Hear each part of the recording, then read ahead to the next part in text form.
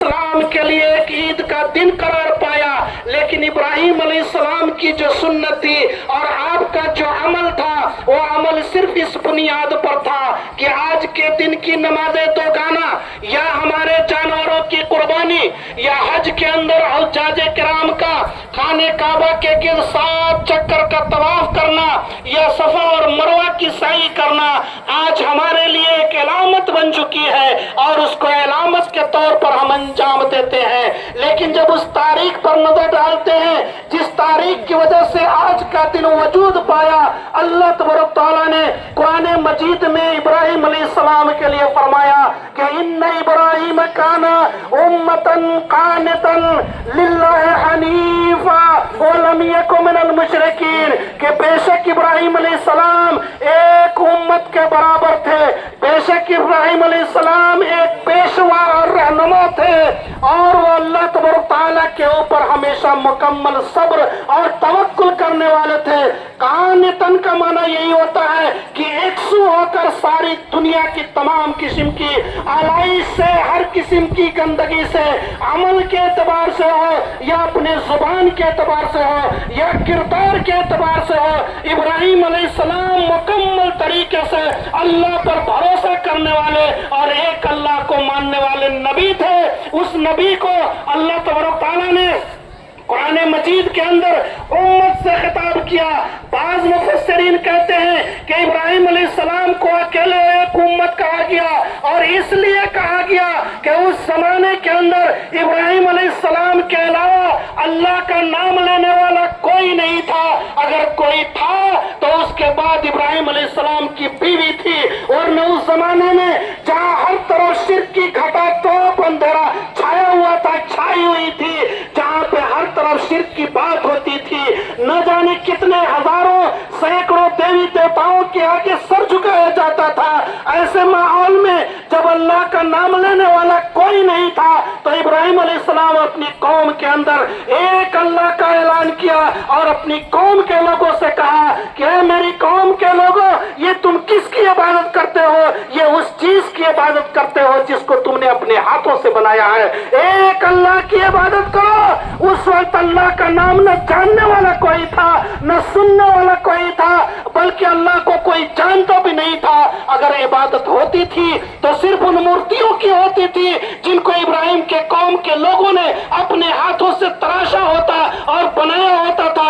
اس بیچ میں اللہ کا پیغمبر ابراہیم علیہ السلام ایک اللہ کی آواز لگاتا ہے اور اپنی قوم کے لوگوں سے کرتا ہے کہ یہ شرک چھوڑ دو، ایک اللہ کی عبادت کرو۔ یہ کہنے کی وجہ سے ابراہیم علیہ السلام کی زندگی میں اتنی ساری آزمائشیں آئی کہ ان کو بے دخل کیا گیا اپنے گھر سے، ان کو نکالا گیا اپنی قوم سے، ان کو بے آبرو کرنے کی سازشیں اور پلاننگ کی گئی، لیکن اللہ کو ماننے والا ایک نبی وہ کبھی بے آبرو نہیں ہو سکتا تھا۔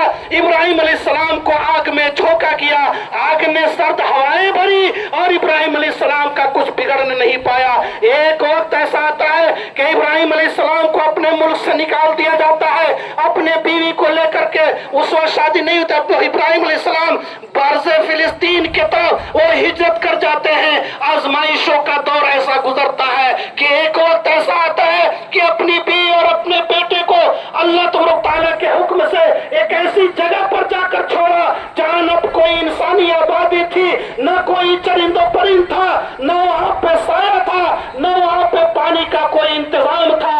اپنی بیوی ہاجرہ کو اور اپنے بیٹے اسماعیل کو جو اس وقت دودھ پی رہے تھے، اپنے اللہ کے حکم سے اس خانہ کعبہ کے اندر جہاں آج خانہ کعبہ ہے، اس وقت وادی غیر زرا کے نام سے جانا جاتا تھا۔ نہ کوئی پیڑ تھا، نہ کوئی پودا، نہ کوئی گھاس اور نہ پھوس تھا۔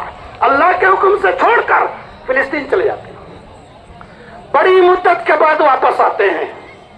اللہ تبارک تعالیٰ نے ابراہیم علیہ السلام کو ایسے آزمایا اور تمام آزمائشوں میں کامیابی اور مکمل پورا اترنے کے بعد اللہ تبارک تعالیٰ نے یہ انعام بخشا کہ ایک وقت ایسا آتا ہے کہ قرآن کریم نے اس کا اعلان کیا جس کو پڑھ کر کے ہم جانتے ہیں کہ ابراہیم علیہ السلام کہتے ہیں یا بنیا انی ارا فی المنام انی اذبحک، کہ اے میرے بیٹے اسماعیل، میں نے خواب میں دیکھا ہے کہ میں تم کو ذبح کر رہا ہوں۔ بیٹے कि या अबति फअल मा तुमर सतजदुनी इंशाअल्लाह मिन अस्साबिरीन। क्या कि मेरे वालिद मोहतरम, ऐ मेरे अब्बा जान, अगर ये अल्लाह का हुक्म है तो अल्लाह के हुक्म पर जल्दी अमल कीजिए, हम उसके लिए बिल्कुल तैयार हैं। इब्राहिम अलैहिस्सलाम अपने बेटे को लेकर के मिना की तरफ जाते हैं ताकि अल्लाह के हुक्म पर अमल किया जाए और बेटे को कुर्बान कर दिया जाए। वो कैसा लम्हा था, वो कैसी आजमाइश थी। इब्राहिम अलैहिस्सलाम कौन से इंसान थे कि अल्लाह ने एक बेटा, एकलौता बेटा, और उसको ज़बह करने का हुक्म दिया। अल्लाह के नबी इब्राहिम अलैहिस्सलाम वो किसी भी मामला में अल्लाह ताला के किसी भी हुक्म से वो चूकने वाले नहीं थे। अपने बेटे का हाथ पकड़ा और उसको मिना की तरफ ले जा रहे थे ताकि उसको ज़बह करते। आज हुज्जाज किराम जो दूर दराज मुल्कों से मक्का की सरजमीन पर हज करने जाते हैं, आपने सुना होगा कि तमाम हुज्जाज किराम मिना के अंदर जमरात पे जाकर के शैतानों को कंकरी मारते हैं। कौन सा शैतान बैठा हुआ आप? कोई शैतान नहीं है, वो इब्राहिम अलैहिस्सलाम की सुन्नत है। वो सुन्नत जो इब्राहिम अलैहिस्सलाम अपने बेटे को लेकर जा रहे हैं ज़बह करने के लिए ताकि हुक्म की तामील की जा सके। शैतान रोकता है कि मत जाओ, नहीं माने जबरदस्ती रोकता है। अल्लाह ने कहा कि कंकरी उठाओ और अल्लाह अकबर बोल करके मारो, वह शैतान है। शैतान जमीन में धंस जाता है। ये अमल 3 बार हुआ। आज मक्का के अंदर, मिना के अंदर ये अलामत लगी हुई है कि कोई भी इंसान जब यहाँ से हज करने जाता है तो जब तक उन शैतानों को कंकरी नहीं मारता उसका हज मुकम्मल नहीं होता। हमने सिर्फ जाया के कंकरी मार लिया और उसके पीछे के राज को नहीं जाने। इब्राहिम अलैहिस्सलाम के बारे में कुरान कहता है फलम्मा अस्लमा व तल्लहु लिल जबीन। ये बाप बेटे जब रजामंद हो रहे हैं, बाप को ज़बह करना था, बेटे को ज़बह होना था। कितना बड़ा सबक है, बेटा को ज़बह होना था। ये भला कैसे हो सकता है कि एक बाप अपने ही बेटे को अपने हाथ से ज़बह करते? दुनिया में ऐसी कोई मिसाल नहीं है। एक बाप को अपनी औलाद से बहुत ज्यादा मोहब्बत होती है। इस मोहब्बत के ऊपर गालिब आया तो क्या अल्लाह की मोहब्बत, अल्लाह का हुक्म गालिब आया।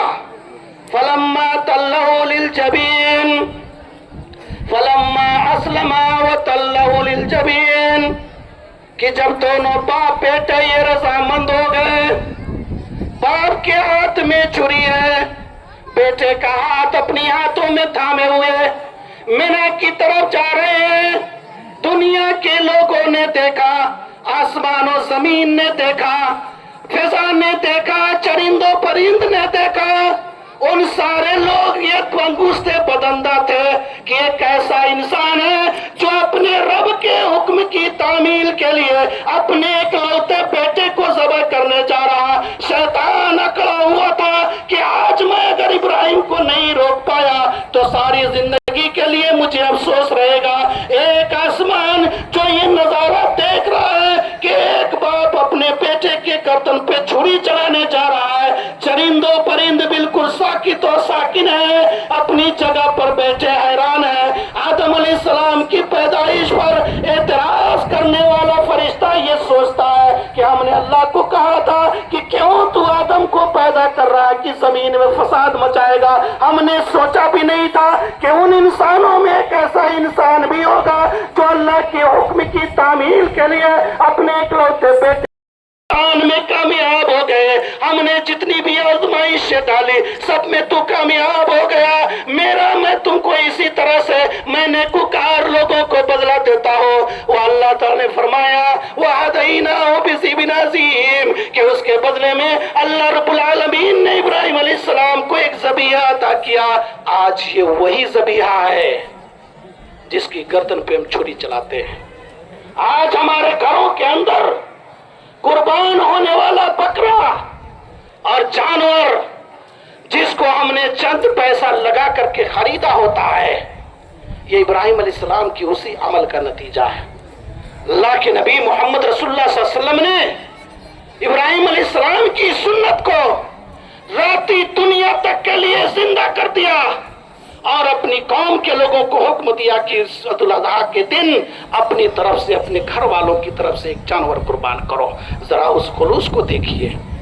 یہ ابراہیم علیہ السلام کا صرف عمل نہیں تھا کہ واقعہ کے طور پر، کہانی کے طور پر ہم اور آپ سن لیے اور سن کر کے گزر گئے، بلکہ اس بات کو یاد کرنا پڑے گا کہ ابراہیم علیہ السلام نے اپنے رب کی آزمائش میں کیسے کیسے کٹھنائیوں کو جھیلتے ہوئے ساری آزمائشوں کے اندر کامیاب ہو گئے۔ اللہ نے کہا کہ ابراہیم تم نے اپنا خواب سچا کر دکھایا، یعنی تم نے میرے حکم کو سچ کر دکھایا، کہیں بھی تمہارے اندر کمی نہیں ہے۔ ان ابراہیم کان امۃ قانتا للہ حنیفا ولم یکن من المشرکین، کہ ابراہیم علیہ السلام شرک کرنے والوں میں سے نہیں تھے۔ اگر آج ہم اپنے جانور کو قربان کرتے ہیں تو ہمارا مقصد یہ ہو جانا چاہیے کہ ایک اللہ کی عبادت کرتے ہیں۔ اس سبق سے، اس واقعے سے، ابراہیم علیہ السلام کی تمام ایکٹیویٹی سے جو ہمیں سبق ملتا ہے وہ توحید کا ملتا ہے، وحدانیت کا ملتا ہے، دل کے خلوص کا ملتا ہے، اللہ کے حکم کی تعمیل کا ملتا ہے کہ آج کا مسلمان قربانی کے دن اپنے جانوروں کو قربان کر کے اس کا گوشت کھا جاتے ہیں، لیکن اس کا دل نہیں بدلتا ہے۔ اللہ تبارک تعالیٰ نے قرآن مجید کے اندر ارشاد فرمایا لن ينال الله لحومها ولا دماؤها ولكن يناله التقوى منكم، کہ اے لوگوں کہ جس جانور کو تم قربان کر رہے ہو، جس کا گوشت کھاتے ہو، تم اپنا فربا جانور اللہ کے نام پر قربان کرتے ہو، تمہاری قیمتیں بڑی بڑی ہوا کرتی ہے، تمہارے جانوروں کی تعداد بھی بہت زیادہ ہوتی ہے۔ اگر تمہیں یہ شعور ہے اور تمہیں احساس ہے اور تمہیں ایسا لگتا ہے کہ بہت موٹے جانور کی قربانی جلدی قبول ہو جاتی ہے تو یہ آپ کا بھول ہے۔ اللہ نے کہا کہ لن ينال الله لحومها ولا دماؤها ولكن يناله التقوى منكم، کہ اے لوگوں اللہ تعالیٰ کے نزدیک نہ تمہارے جانور کا خون اور نہ ہی اس کا گوشت پہنچتا ہے، پہنچتا ہے تو کیا پہنچتا ہے، وہ تمہارے دلوں کا خلوص پہنچتا ہے کہ تمہارے دل میں اللہ تعالیٰ کا احترام، اللہ کی وحدانیت کا احترام، اللہ کی وحدانیت کا اقرار تمہارے دلوں کے اندر کیسے پایا جاتا ہے۔ اگر تمہارے دل کے اندر وحدانیت نہیں ہے، ایک اللہ کو ماننے کی بات نہیں ہے، تو یہ تمہارے سارے کے سارے قربانی رائے گا اور بیکار ہے۔ آج ہم اپنی قربانیوں کو انجام تو دیتے ہیں لیکن اس قربانیوں کی حقیقت کو ہم تسلیم نہیں کرتے۔ قربانی ہمیں کیا سبق دیتی ہے کہ ایک انسان ناجائز پیسے سے بڑا جانور خرید کر لاتا ہے، اس کو 4-5 اس کی تعداد ہوتی ہے، 10 تک قربانی کرتے ہیں، لیکن یاد رکھیں اللہ تعالیٰ کے نزدیک وہی مال قبول ہوتا ہے جس جانور کو جائز پیسے سے اور حلال پیسے سے خریدا گیا ہو۔ اگر اس کے اندر ناجائز کی آمیزش ہے وہ قبول نہیں ہوتا ہے۔ میرے محترم بھائیوں اور بزرگوں، عید الاضحیٰ کا یہ مہینہ اور انسان کی اپنی دلی کیفیت، انسان کی اپنی دلی کیفیت، یہاں سے لوٹنے کے بعد اپنے گھروں میں جا کر کسی مولانا صاحب کو بلا کر لائیں گے اور اس کے ہاتھ میں چھری تھما کر کہیں کہ میرے باپ کی طرف سے اس کو قربان کر دیجیے، میرے نام سے اس کو ذبح کر دیجیے۔ اس سے پہلے آپ کو سوچنا پڑے گا کہ قربانی کے خون کے ساتھ ساتھ اس مہینے میں اور آج کے دن ایک انسان کے دل کی ساری گندگی بھی بہہ جانی چاہیے۔ اگر قربانی کے خون کے ساتھ انسان کے دل کی گندگی نہیں بہتی ہے، اس کے دل میں چھپا ہوا شرک نہیں بہتا ہے، اس کے دل میں چھپا ہوا حسد نہیں بہ جاتا، اس کے دل میں چھپا ہوا کینہ و کپٹ نہیں بہ جاتا، تو یاد رکھیے یہ قربانی ایک رسم تو ہو سکتی ہے، عبادت نہیں ہو سکتی ہے۔ لن ينال الله لحومها ولا دماؤها ولكن يناله التقوى منكم، کہ ایک انسان اپنی زندگی کی گاڑی کمائی سے اگر وہ ناجائز کی ہے، جائز کی نہیں ہے، اگر اس کے اندر ناجائز کی آمیزش ہے، ایک بڑا سا فربا جانور خرید کر لاتا ہے اور 5 عدد خرید کر لاتا ہے اور اس کو اپنے گھروں کے اندر اللہ کے نام پر قربان کر کے اپنے دوستوں کو، رشتہ داروں کو کھلاتا ہے، بڑی بڑی دعوتیں ہوتی ہیں، سارے لوگ اس کی تعریف کرتے ہیں، واہ فلانے شخص نے اتنا جانور قربان کیا۔ اگر اس کے اندر ناجائز کی آمیزش ہے تو اس 5 بڑے بڑے جانوروں سے بہتر ہے کہ جائز کی کوئی چھوٹی سی ایک بکری اللہ کے نام پر ذبح کر دی جائے۔ جو خلوص اس میں ہوگا وہ اس میں نہیں ہے، وہ دکھاوا ہے، ریاکاری ہے، لیکن جس دل کے اندر خلوص ہے وہ چاہتے ہیں کہ میرا یہ قربانی کا یہ دل کا جذبہ اللہ کے پاس پہنچے. وہ اپنی جائز کمائی سے ایک چھوٹا سا جانور اللہ کے نام پر اللہم تقبل منی، اللہم تقبل منی، بسم اللہ اللہ اکبر کر کے جب وہ ذبح کر دیتا ہے تو اس کا جذبہ اللہ کے نزدیک پہنچتا ہے. قرآن مجید کے اندر جو خون اور گوشت نہ پہنچنے کی بات کی گئی کہ جاہلیت کے زمانے میں جب بتوں کے نام پر جانور ذبح کیا جاتا تھا تو اس کے گوشت کو لے کر کے ان دیواروں پر بھی لگا دیا جاتا تھا، خون کو دیواروں پر بھی لگایا جاتا تھا تاکہ یہ اوپر پہنچ جائے. قرآن کریم نے اس کی تردید کی ہے اور یہ دکھایا ہے، بتایا ہے کہ جانور کا گوشت یا اس کا خون وہ اللہ کے پاس نہیں پہنچتا ہے تو دل کا خلوص پہنچتا ہے. آج قربانی رسم و رواج بنتی چلی جا رہی ہے. دیکھا دیکھی لوگ قربانی کرتے جا رہے ہیں، بہت قربانی کرتے ہیں.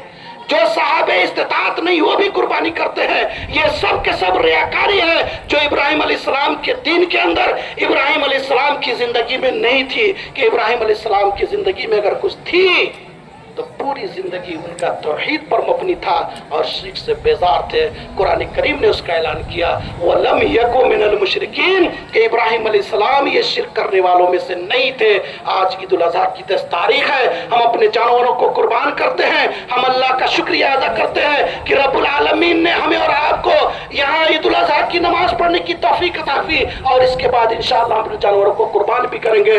آج عالم اسلام کو بلکہ میری خاص چنگڑوا اور لچھمنیا کے رہنے والے لوگوں کو میں اپنی طرف سے عید الاضحیٰ کی پرخلوص مبارکباد پیش کرتا ہوں کہ اللہ تبارک تعالیٰ نے جس طرح سے آپ کو آج عید الاضحیٰ ادا کرنے کی توفیق عطا فرمائی، بصحت اور عافیت اللہ تعالیٰ آئندہ سال بھی آپ کو اس دن سے ملاقات کرائے. اللہ تبارک تعالیٰ ہماری ٹوٹی پھوٹی عبادات کو قبول کرے.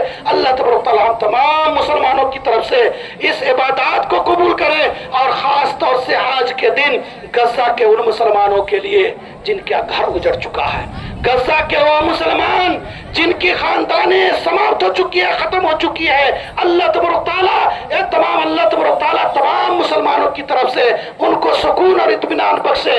اللہ تبارک تعالیٰ انہیں استقلال عطا فرمائے کہ وہ جس دین کے لیے لڑ رہے ہیں، جس کی وجہ سے ان کی گھریں تباہ کر دی گئی، ان کی بستیاں اجاڑ دی گئی، اللہ تبارک تعالیٰ ان کی معاونت فرمائے. اللہ تعالیٰ اس کے حال میں شامل حال ہو. وصلی اللہ علی نبینا محمد وعلی آلہ وصحبہ اجمعین. السلام علیکم ورحمۃ اللہ وبرکاتہ.